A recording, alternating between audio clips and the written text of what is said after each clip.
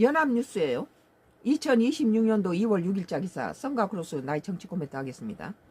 연합뉴스 지기현 19일 윤 내란 재판 선고 후에 북부 지법행 중앙지법에서 북부 지방지법으로 나간 타 재판장 잔류. 그 중에서 이제 이렇게 윤석열 좀 미운털 박힌 사람들은 내 쫓는 것 같은 느낌이 오네요. 법관 정기 인사 여타 재판장 이진관, 백대현, 우인성 부장판사는 중앙지법에 남아 어떤 판사는 남고 지기현 판사는 북부로 지금 쫓긴다는 느낌이 오네요. 김건희 매간매직 재판장 이현복은 명퇴했고 퇴직 법관 줄고 여성 부장판사 약 절반.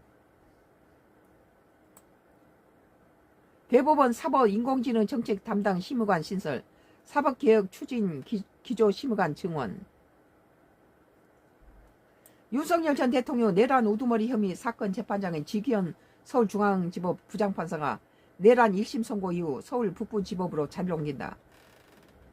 대법원은 지방법원 부장판사 이하 법관들의 정기 인사를 6일 발표했다.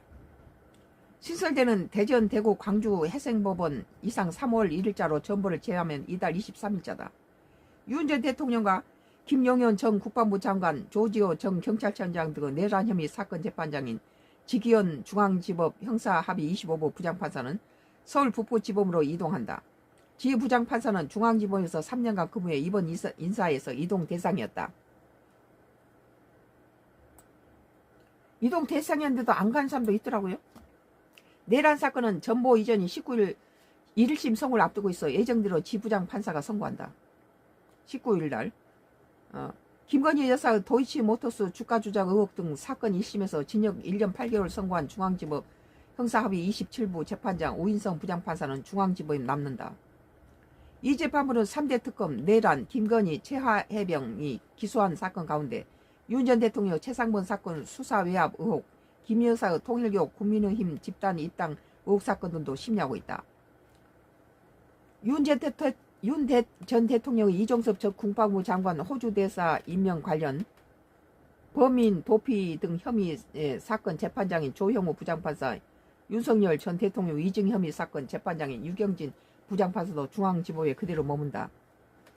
지난달 한덕수 전 국무총리 내란 중요 임무 종사 혐의 징역 23년 선고한 중앙지법 형사합의 33부 재판장 이진관 부장판사, 윤 전 대통령의 체포방해 등 혐의에 징역 5년을 선고한 형사합의 35 재판부 백대현 부장판사도 중앙지법에 잔류한다.